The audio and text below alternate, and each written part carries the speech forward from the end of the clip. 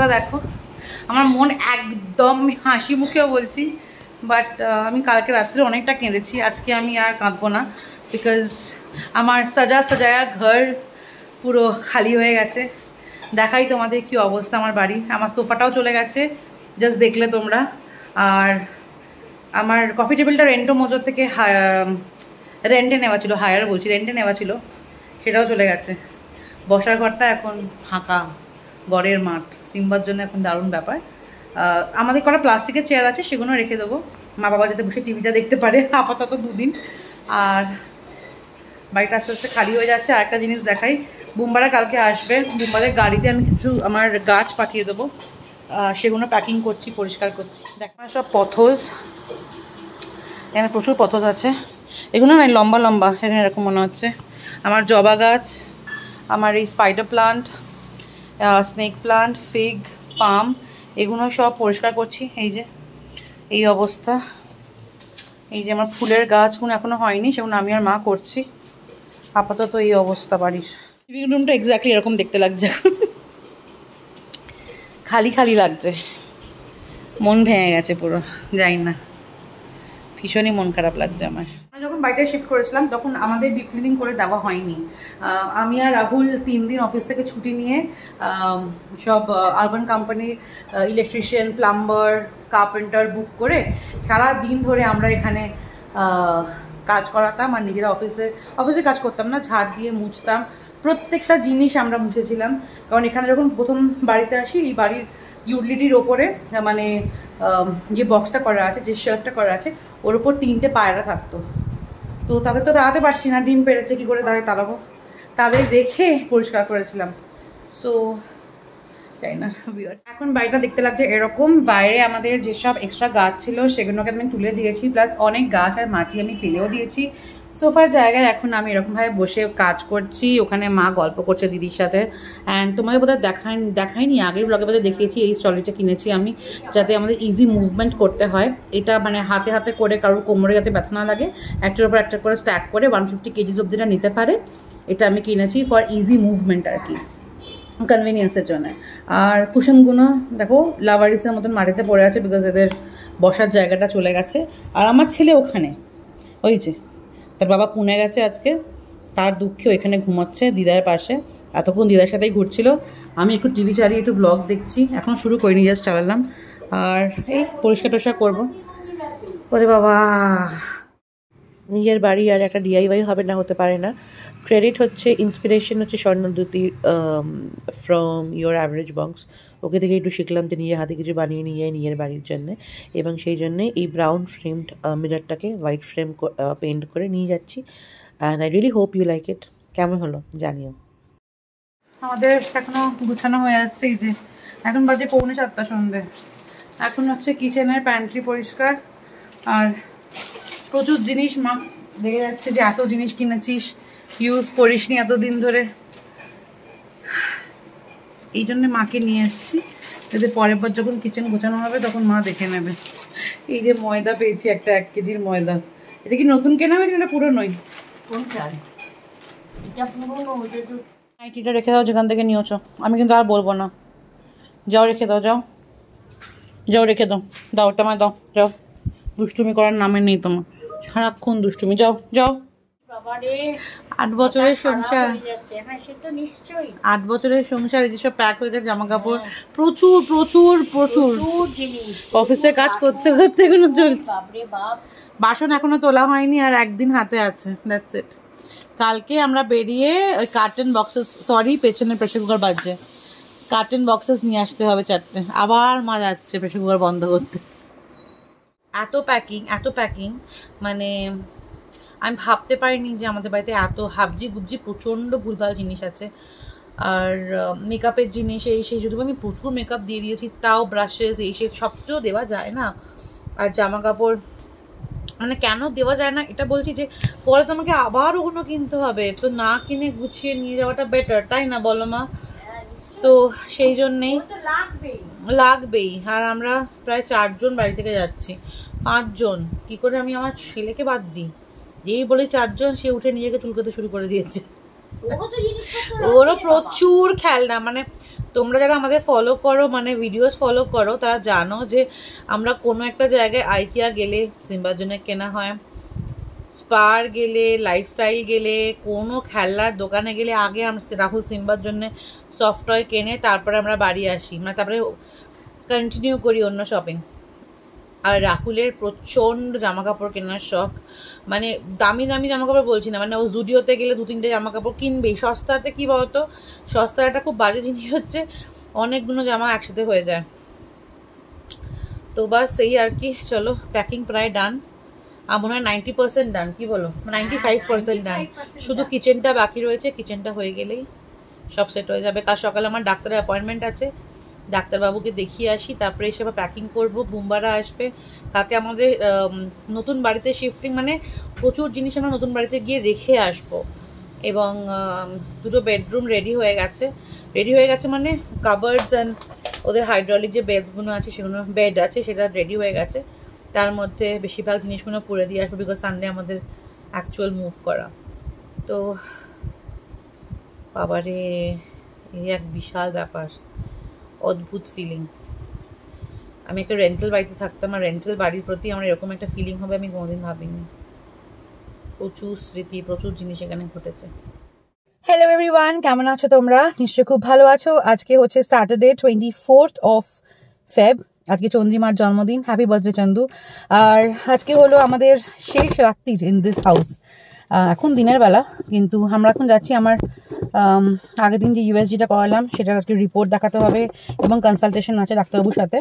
সেটা করে বাড়ি ফিরে এসে লাস্ট সেট অফ প্যাকিং করে আমাদের মুভমেন্ট শুরু হবে আজকে। দেখতে থাকো, সঙ্গে থাকো। মনটা আজকে ভীষণ খারাপ। এরপরে আমরা হসপিটাল পৌঁছে যাই, এবং সেখানে ছিলাম আমরা 2-3 ঘন্টার মতো। যদিও বা 2-3 ঘন্টা বলছি, বাট তাড়াতাড়ি হয়ে গেছে। মাছের বাজারের মতন ভিড় ছিল, আর তাড়াতাড়ি করে রাহুল আমার সব কাজ করে বাড়ির দিকে রওনা দিই। হয়ে গেছে আমাদের ডাক্তার দেখানো, সে খুব ভালো আছে, এবং ডাক্তার ইজ ভেরি হ্যাপি। খালি প্রোটিন ইনটেকটা অনেকটা বাড়াতে বলেছে, কিন্তু আমি মাছ মাংস ডিমই খাই, কিন্তু আমাদের প্রোটিন ইনটেকটা আর একটু বাড়াতে হবে। তো বাস এই আর কি, এখন বেরিয়ে পড়েছি। কার্টন বক্সেস কিনবো, কিছু প্লেটস কিনবো, আর এঁটো বাসন কিছু করবো না, ওই ডিসপোজেবল প্লেটস অ্যান্ড বোলসই ইউজ করবো। একটু রিলিভড, খুব বেশি রিলিভড। টেনশন তো হয়, কত কিছু নিয়ে টেনশন করি, বাট না, সব ঠিক আছে। একটু বাবাকে জিজ্ঞেস করি বাবার কি ব্যবস্থা, মানে মানসিক কি অবস্থা, একটু জিজ্ঞেস। বাবা খালি হাসছে। সবই ঠিক আছে, বাস খাওয়া দাওয়াটা তুমি যেরকম করছো, তোমার প্রোটিন ইনটেকটা একটু বাড়াতে হবে, আর বাকি এভরিথিং ইজ ইন অর্ডার, সব ঠিক আছে। আর যেরকম হাঁটাহাঁটি করছো, আর একটু এক্সারসাইজ যেরকম বলেছে ওগুলো করবে, স্কোয়াটস, লাঞ্জেস ওগুলো করতে থাকবে, সব ভালো হবে, সব ভালো হচ্ছে। এখন যাচ্ছি ফ্যামিলিজে কার্টন বক্সেস নেব, আর আমার খুব চকলেট খেতে ইচ্ছে করছে, তাই আজকে ডাক্তারকে জিজ্ঞেস করি আমি আজকে চকলেট খাবো।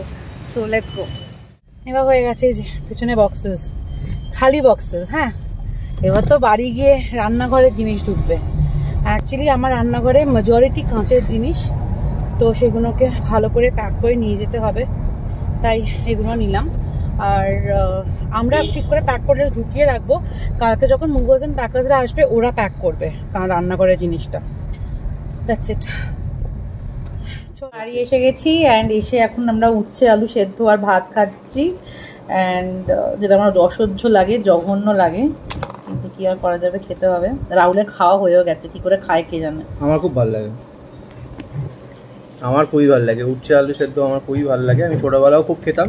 আর একটা আমার খুব ভালো লাগে হচ্ছে তোমার ওই ভাতে ওই ঢেঁড়স সেদ্ধ যেটা হয়, একটু সর্ষের তেল নুন দিয়ে মেখে ভালো করে ভাত দিয়ে, দারুণ লাগে আমার। রাহুলকেই করে দেবো, আমার একদম একটা ভালো লাগে না। আমার মুখরোচক খাওয়া খুব ভালো লাগে। ডাক্তারবাবু বলেছে I can take a cheat day. Cheat day মানে তুমি মানে সপ্তাহে একদিন করে, don't go all the way আর কি। কেন, I will go all the way, but ভাত কম, রুটি কম, মাংস, ডিম, মাছ বেশি। মাছ তো আমি খেতে পারছি না, তো ডিম আর মাংসটাই ওকে। ডাক্তার কি বলেছে জানো? ও বলে আমার মাঝে মাঝে অ্যাপেটাইট হচ্ছে না, খাবো না। বলে ওইসব বললে তো চলবে না, তোমায় খেতে হবেই। একদম স্ট্রিক্ট বলে দিয়েছেন। হ্যাঁ, তখন বলেছেন বললে তো চলবে না, তোমাকে খেতেই হবে। এ কি, এটা আমাকে রেকর্ড করছো? হ্যাঁ। আচ্ছা, আমাদের এখন যাচ্ছে, এই স্ট্রলারটা কিনেছি তোমরা তো দেখেছো, এর ওপরে এই দুটো ক্রকারি আর মিসলেনিয়াস কিছু জিনিসপত্র আছে, রান্নাঘরেরই বেশি জিনিস আছে, এই দুটো যাচ্ছে। আর এর ওপরে আমি এই এত আমার শাড়ি, বললাম না এই এত আমার শাড়ি, রাহুলের পাঞ্জাবি, বেড কভার, এই হ্যান ত্যান এগুলো তো যাচ্ছে সব। এগুলো প্যাক করে জাস্ট ওই নতুন আলমারিতে আমরা ঢুকিয়ে দেবো। নতুন করে কিছু এগুলো আমি সব করে রেখেছি ফর দ্য লাস্ট 1-2 মান্থস, এগুলো সব করে রাখা আছে।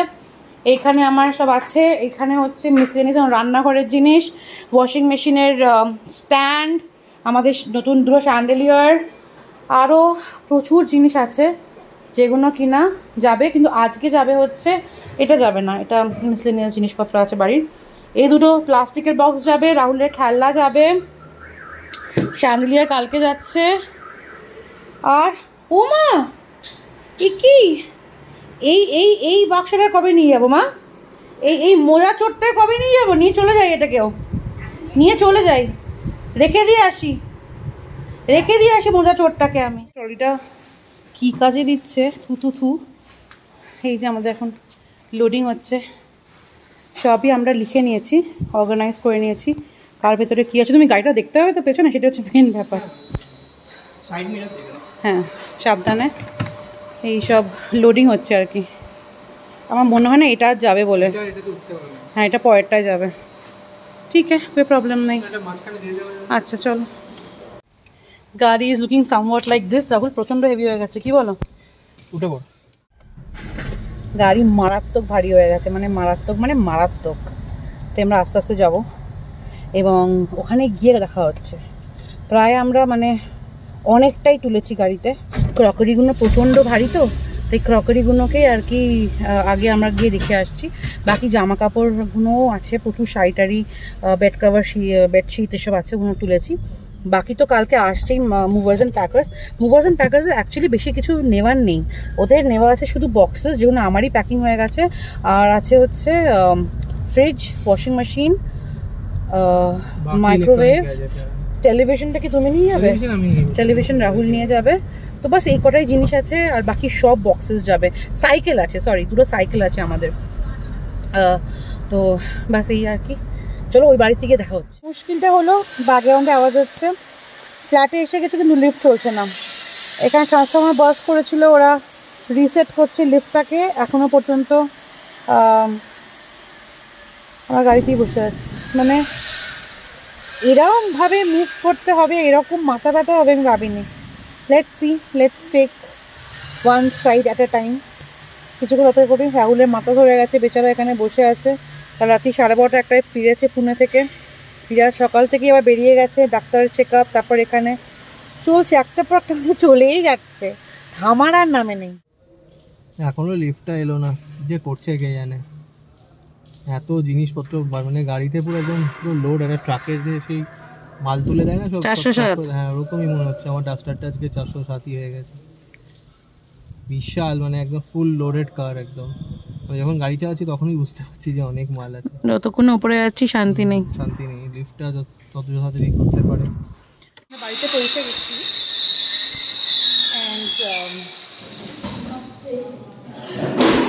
আমরা এটা দেখাই দাও।